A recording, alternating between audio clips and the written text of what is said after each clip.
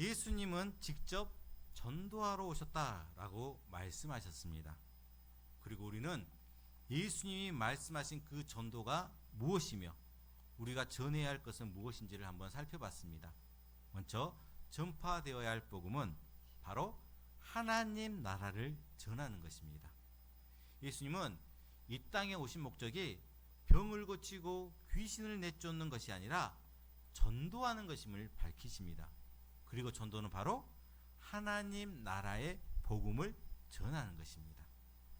다음으로 그 복음에는 능력이 있다는 것입니다. 복음은 죄인을 온전히 회복시키는 능력의 말씀입니다. 우리도 이 복음을 통해서 죄로 더럽혀진 상태에서 죄를 용서받고 깨끗함을 입었습니다. 즉 온전해지는 그 복음의 능력을 입은 자들이 되었다는 것입니다. 마지막으로 이 복음은 하나님 나라에 들어가게 해줍니다. 복음은 죄인을 회복시키고 온전하게 해줄 뿐만 아니라 하나님 나라로 복귀하도록 만듭니다. 이렇게 복음은 좋은 것입니다. 그래서 이 복음을 우리만 받는 것으로 끝나는 것이 아니라 모든 사람에게 전할 수 있기를 바란다 라고 말씀을 드렸습니다. 이제 오늘 본문은 예수님의 사역이 갈릴리 지역에서 일으킨 파장이 어느 정도 가라앉은 후에 가버나움에서 발생한 이야기를 다룹니다. 예수님은 지금까지 회개하고 믿는 자에게 하나님의 다스리심, 그 하나님의 역사하심이 얼마나 능력 있게 임하는지를 보여주기를 원하셨습니다. 그래서 하나님 나라의 복음을 전하신 것입니다. 이런 이유로 많은 사람들이 예수님께 믿음으로 나와서 하나님의 나라가 참으로 능력 있게 임하는 것을 직접 경험을 했습니다. 하지만 예수님의 이 말씀과 사역을 늘 못마땅하게 생각하고 그것에 제동을 거는 무리들이 있었습니다. 그 대표적인 사람들이 바로 당시 종교 지도자들인 서기관들과 바리새인들이었습니다. 그들은 예수님의 공생애 동안 내내 계속해서 예수님의 말씀, 예수님의 사역에 꼬투리를 잡고자 했습니다. 오늘 우리가 본 2장 1절부터 3장 6절까지는 예수님과 그들 사이의 갈등과 대립이 잘 드러나 있습니다. 죄를 사하는 문제, 죄인들과 어울리는 문제, 금식 문제, 안식일 문제, 이것으로 예수님과 당시의 종교자들이 어떻게 대립하고 있는지를 보여주고 있습니다. 그런데 예수님께서는 그들과의 갈등과 대립을 통해서 다시 한번 예수님이 이 땅에 오신 목적과 의도를 보여주십니다. 그러면서 하나님께서 새로운 시대에 원하시는 것이 무엇인지를 분명하게 말씀하십니다. 오늘 본문은 종교 지도자들과의 그 5가지 논쟁 이야기 가운데 첫 번째에 해당합니다. 이 첫 번째 이야기를 한번 살펴보도록 하겠습니다. 첫 번째로 예수님께 나온 중풍병자입니다. 우리 1절 말씀 같이 한번 읽어보도록 할까요? 같이 읽겠습니다. 시작. 수일 후에 예수께서 다시 가버나움에 들어가시니 집에 계시다는 소문이 들린지라. 예수님은 갈릴리 지역에서 하나님 나라의 사역을 감당하셨습니다. 고통 가운데 있는 하나님의 백성을 위한 사역이었던 것입니다. 하나님의 나라가 도래했다는 선포를 그곳 가운데서 했습니다. 이뿐만 아니라 각종 질병에 시달리는 사람들과 귀신 들린 사람들을 위한 치유도 함께 이루어졌습니다. 이러한 사역들로 인해서 예수님의 그 대중적인 인기는 날로 높아졌습니다. 그러나 예수님은 이러한 대중적인 인기가 자신의 사역에 결코 도움이 되지 않음을 아셨습니다. 그래서 사람들의 관심이 잦아들도록 기다리시다가 1절 처음에 시작되는 것처럼 수일이 지난 후에 이제 가버나움에 들어가셨습니다. 예수님이 가버나움에 들어가셔서 머무셨던 집은 아마도 1장 29절에 언급된 베드로와 안드레의 집이었을 것으로 보입니다. 예수님이 다시 돌아오셨다라는 이 소식이 전해지자 어떻게 되어 있을까요? 2절입니다. 같이 읽겠습니다. 시작.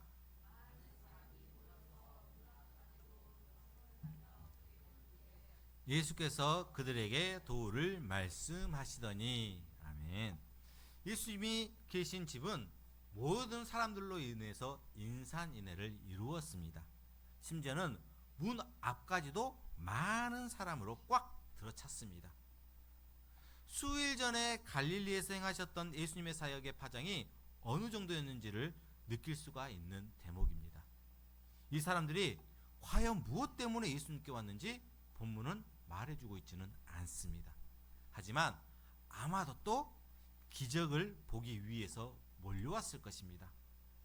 1장에서처럼 그들은 기적 그 자체에만 관심이 있었습니다. 하지만 예수님은 무엇보다도 먼저 그들에게 말씀을 가르치셨습니다. 예수께서 그들에게 도를 말씀하시더니. 여기에서 사용된 동사는 미완료 형태입니다. 이는 예수님의 그 말씀 선포 사역이 완료된 것이 아니라 계속해서 지속되고 있다는 현재 진행형임을 말해주고 있습니다. 그리고 여기에 나오는 도는 당연히 하나님 나라의 복음을 말하고 있습니다.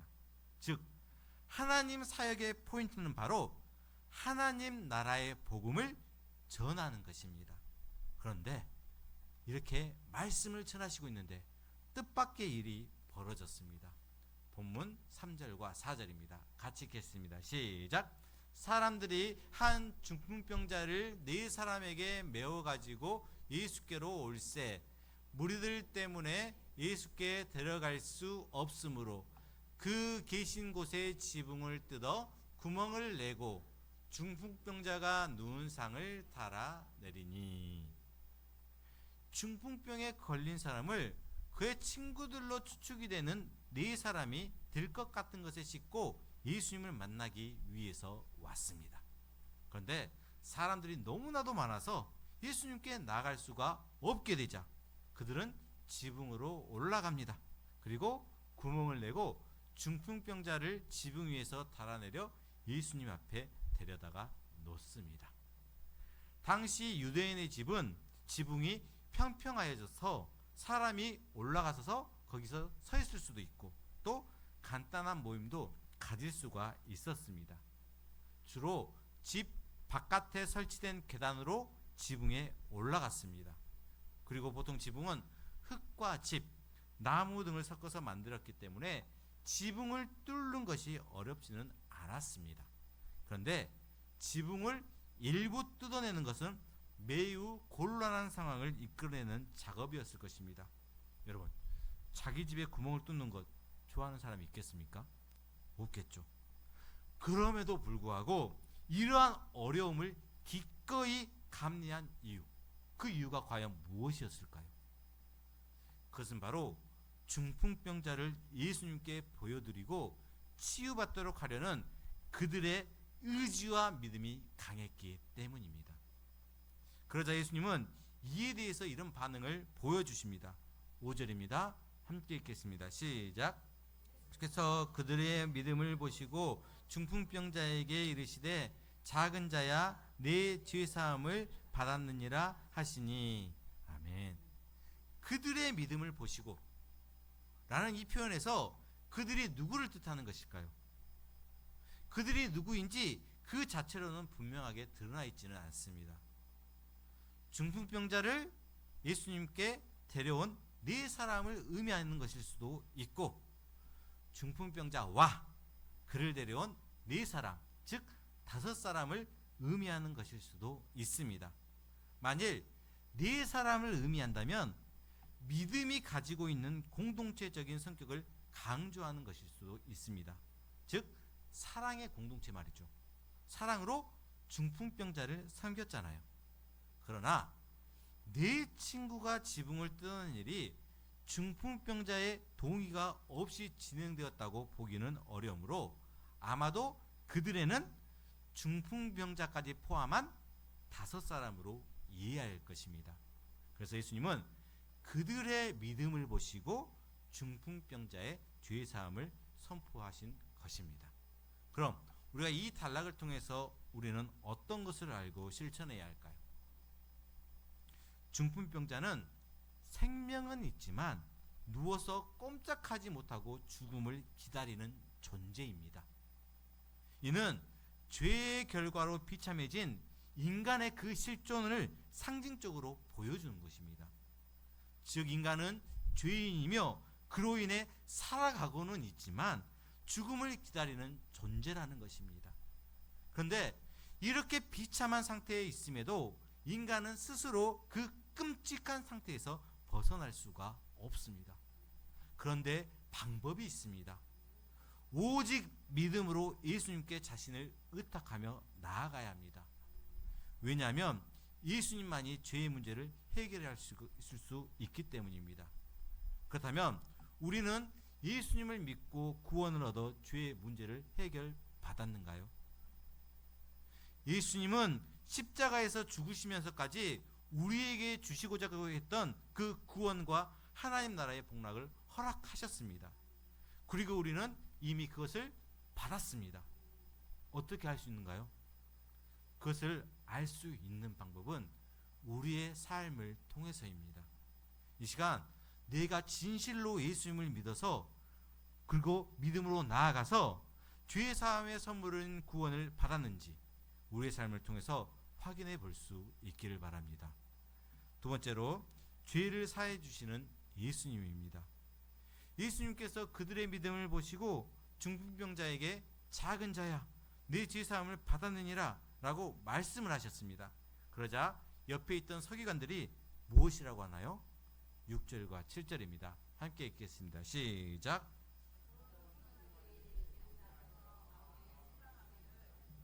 이 사람이 어찌 이렇게 말하는가? 신성 모독이로다. 오직 하나님 한 분 외에는 누가 능히 죄를 사하겠느냐. 누가복음을 보게 되면 서기관들은 갈릴리 각 촌과 유대와 예루살렘에서 왔다고 했습니다. 아마 예수님에게서 어떤 꼬투리를 잡기 위해서 사방 각지에서 몰려왔을 것입니다. 그리고 예수님께서 이렇게 죄의 용서를 선포하자 그들은 죄를 사하실 수 있는 분은 오직 하나님 한 분밖에 없는데 이 사람이 감히 어떻게 죄의 용서를 선포할 수 있느냐 라고 하면서 마음속에 분노가 가득했습니다. 죄를 사하실 수 있는 분은 하나님뿐이다 라는 이 말은 맞습니다. 모든 죄가 하나님께 대한 죄이기 때문에 하나님만이 용서하실 수 있습니다. 하지만 이들은 예수님이 하나님이시며 그래서 예수님이 죄를 사하실 수 있다는 것을 믿지를 않았습니다. 그래서 그 마음속에 분노가 가득한 것입니다. 그런데 메시아 시대가 되면 죄의 사함의 은혜가 임하게 됩니다. 이는 구약의 선지자들이 공통적으로 선포했던 내용입니다. 이사야 40장 2절을 보게 되면 그 노역의 때가 끝났고 그 죄악이 사함을 받았느니라 라고 말씀하고 있습니다. 에레미야 31장 34절에서는 내가 그들의 악행을 사하고 다시는 그 죄를 기억하지 아니하리라. 그리고 미가 7장 19절에서는 우리의 죄악을 발로 밟으시고 우리의 모든 죄를 깊은 바다에 던지시리다 라고 지금 구약의 선지자들이 선포했습니다. 그리고 그 선포의 내용이 언제 이루어지는가요? 메시아 시대, 즉 예수님께서 오심으로 지금 이루어지고 있다라는 것입니다. 그런데 어느 시대에나 죄 사함의 주체는 바로 하나님, 오직 하나님뿐입니다. 그런데 예수님이 지금 그 죄 사함의 권세가 자신에게 있음을 주장하고 계신 것입니다. 기적을 통해 예수님 자신이 죄를 사하실 수 있는 하나님이심을 보여주시려고 하신 것입니다. 하지만 서기관들은 예수님이 하나님이신 것을 믿지 않았기 때문에 신성을 모독한 것이라고 판단하고 분노를 느낍니다. 또한 이런 생각도 가졌을 것입니다. 죄사함은 성전의 제사를 통해 하나님을 대신해서 제사장이 선포하는 것입니다. 그런데 예수님은 제사장도 아니고 어떤 희생제사도 드리지 않았기 때문에 신성을 모독했다라고 생각한 것입니다. 이렇게 신성 모독을 행하게 되면 유대인들은 사형에 처했는데 그것은 하나님의 이름을 높이지 않은 대가였습니다. 그때 예수님의 반응은 어떠했나요? 우리 8절과 9절 말씀 같이 읽겠습니다. 시작. 그들이 속으로 이렇게 생각하는 줄을 예수께서 곧 중심에 아시고 이르시되 어찌하여 이것을 마음에 생각하느냐. 중풍병자에게 내 제사함을 받았느니라 하는 말과 일어나 내 상을 가지고 걸어가라 하는 말 중에서 어느 것이 쉽겠느냐. 아멘. 서기관들이 속으로 무슨 생각을 하는지를 예수님은 아셨습니다. 그러면서 그들의 도전에 대해서 응답하십니다. 중풍병자에게서 내 제사함을 받았느니라 하는 말과 일어나 내 상을 가지고 걸어가라 하는 말 중에서 어느 것이 쉽겠느냐. 예수님이 여러분들에게 이런 질문을 하면 여러분들은 어떤 답변을 하실 건가요? 네, 물론 이 질문에 대해서 상식적인 차원에서 대답한다고 한다면 네 상을 가지고 걸어가라 하고 말하는 것이 더 어렵고 문제가 된다고 할 수가 있습니다. 왜냐하면 그 말이 이루어지는지 아닌지를 우리가 즉시 확인할 수가 있기 때문입니다. 그렇잖아요? 만약에 내 상을 들고 안 갔으면 예수님 어떻게 되는 건가요? 거짓말쟁이 아니면 참 선지자가 아니라는 것이겠죠. 그러나 네 죄 사함을 받았느니라 라는 이 말은 그 효력을 즉시 알 수가 없어서 쉽습니다. 말은 겉으로 드러나는 것으로 증명할 필요가 없어서 마음대로 할 수가 있기 때문입니다. 이것은 뭐예요? 지금 상식적으로 생각해 볼 때 그렇다는 것입니다.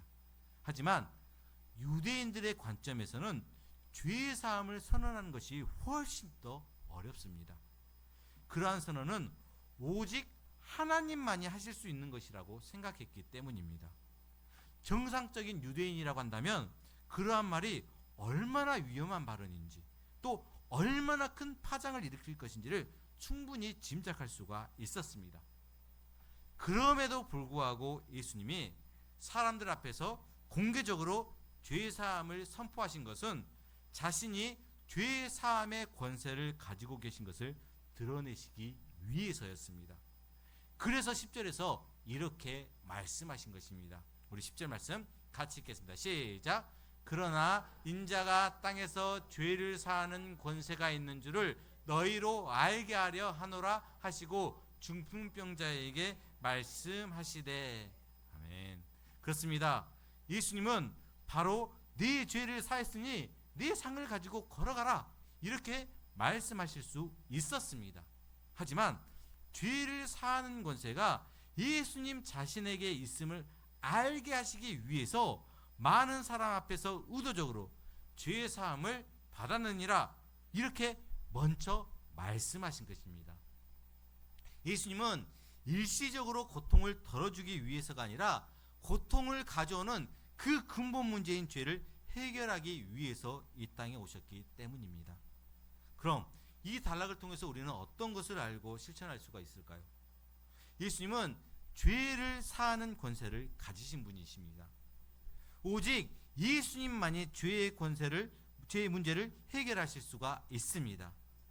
그렇기 때문에 예수님은 죄를 사하실 수 있는 사는 권세가 자신에게 있음을 알리셨습니다.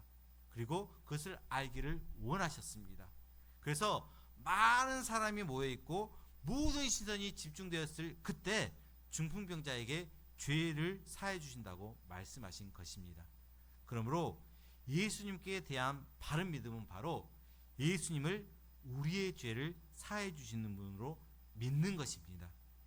그렇다면 예수님의 권세로 죄가 사해졌다면 우리는 이제 어떤 삶을 살아가야 될까요?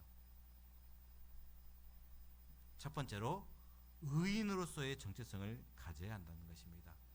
우리는 예수님으로 인하여 죄가 사해졌고 예수님의 자녀가 되었고 의인이라고 칭함을 받게 되었습니다. 그래서 우리는 언제나 하나님 앞에서 의롭다함을 얻은 자, 즉 의인이라는 정체성으로 살아갈 수가 있어야 한다는 것입니다. 두 번째로 죄와 사망에 끌려다니지 않아야 합니다. 죄는 더 이상 우리에게 권리를 주장할 수가 없습니다. 그래서 죄와 싸워서 우리는 승리할 수가 있습니다. 예수님으로 인하여서 우리는 뭐예요? 죄의 권세, 그 죄의 사망 안에서 우리는 해방이 되었기 때문입니다. 예수님으로 인하여서 죄 사함을 얻은 자답게 살아갈 수 있는 우리 모두가 될 수 있기를 바랍니다. 세 번째로 중풍병자를 고치시는 예수님입니다. 우리 11절과 12절 말씀 같이 한번 읽겠습니다. 시작. 내가 내게 이르노니 일어나 내 상을 가지고 집으로 가라 하시니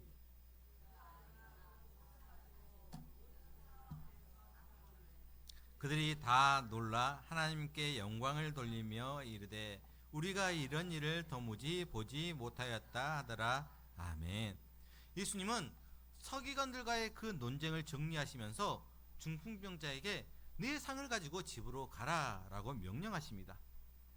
다른 사람의 도움을 받아서 예수님 앞에 왔던 이 중풍병자는 곧 자리에서 일어나 자기의 침상을 챙겨서 모든 사람이 보는 앞에서 밖으로 나갑니다. 중풍병자의 병이 치유된 것입니다.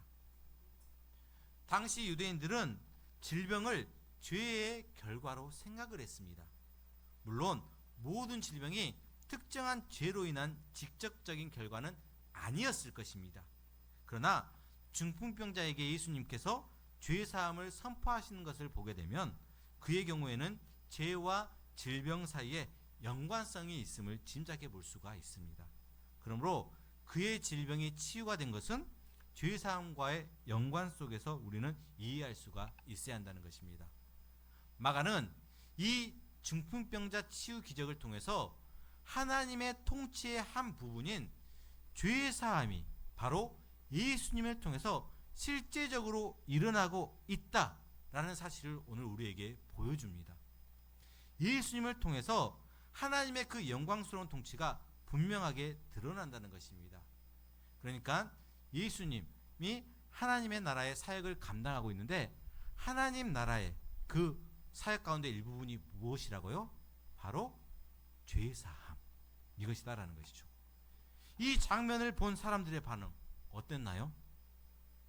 놀라면서 모두 하나님께 영광을 돌리며 우리가 도무지 이런 일을 보지 못했다라고 고백을 합니다. 여기서 놀랐다는 것은 의식을 잃을 정도로 크게 놀란 것을 뜻합니다. 그만큼 임팩트가 있었다는 것입니다. 그렇습니다. 죄를 사하는 권세가 있으신 분이 죄의 사함을 선언하고 병자를 온전하시게 하신 것, 이것은 매우 놀라운 일이었습니다. 즉, 이 이야기는 단순한 기적이 단순한 기적이 일어났다, 이것을 전하려는 것이 아닙니다. 하나님 나라를 임하게 하신 예수님의 실제적인 통치 사역에 초점이 맞춰져 있음을 보게 합니다. 그 사역이 무엇일까요? 바로 죄사함의 사역입니다. 예수님은 우리의 죄를 사하여 주시는 분이시라는 것입니다. 그럼 이 단락을 통해서 우리는 어떤 것을 알고 실천할 수 있어야 할까요? 예수님을 통하여서 죄사함을 받은 자는 온전하게 됩니다. 중풍병자가 치유되는 그 장면을 보면서 죄를 용서받은 우리 또한 온전한 회복이 있다는 것입니다. 그리고 이 회복의 은혜를 경험한 우리는 주님께 영광 돌리는 삶을 살아야 합니다. 그런 의미에서 우리는 하나님께 영광 돌리는 삶을 살아가고 있는가요? 주님께 영광 돌리는 삶, 이것에 대해서 일반적으로 하는 오해가 있습니다. 우리가 대단한 일을 해야만 하나님이 영광을 받으신다고 생각하는 것입니다. 영광의 하나님은 우리가 만들어낸 것에 의해서 영광을 받거나 잃는 분이 아니십니다. 하나님은 그분이 행하신 일들을 통해서 우리에게 영광을 받으십니다. 그러니까 우리가 해드린 것이 아니라 우리가 받은 것, 즉 하나님이 행하신 것, 우리에게 행하신 것으로 우리는 영광을 돌릴 수가 있다는 것입니다. 그렇다면 우리는 주님이 우리를 위해 행하신 그 크고 놀라운 일에 주목할 수 있어야 합니다. 그럴 때 주님께 변함없는 감사와 영광을 올려드릴 수가 있습니다. 주님이 우리에게 행하신 그 일, 그것을 우리가 또 표현함으로 함께 감사로 영광 돌릴 수 있는 우리 모두가 될 수 있기를 바랍니다. 이제 말씀을 맺도록 하겠습니다. 오늘 본문에서 예수님은 자신이 죄를 사한 권세가 있는 것을 보여주셨습니다. 그것은 예수님이 이 땅에 오신 목적입니다. 왜냐하면 원래 인간이 하나님의 통치에서 벗어나고 하나님과 우리를 분리시켜버린 것이 바로 죄의 문제이기 때문입니다. 이 죄의 문제 해결이 우리에게 필요합니다. 먼저 우리는 죄의 참혹한 실상을 알아야 합니다. 우리도 중풍병자처럼 죄와 사망 아래에 있었던 자들이었습니다. 그래서 이 문제를 해결받기 위해서는 예수님께 나아가는 것뿐입니다.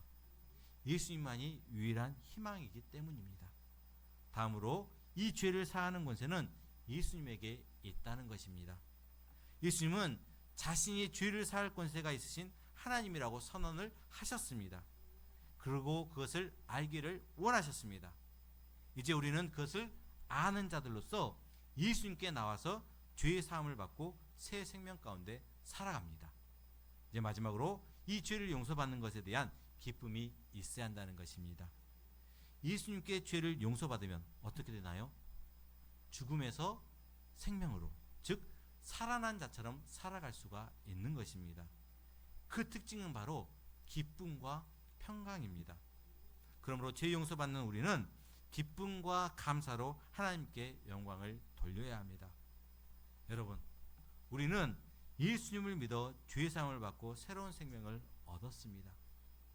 지긋지긋한 그 죄와 사망의 권세에서 벗어났습니다. 그러므로 언제든지 찬양과 영광을 주님께 올려드리는 기쁨으로 살아갈 수가 있습니다. 이런 기쁨의 삶을 살아가는 우리 모두가 되기를 바라며, 이런 삶을 살아갈 수 있도록 우리의 죄를 사하여 주신 예수님의 이름으로 축원합니다. 이제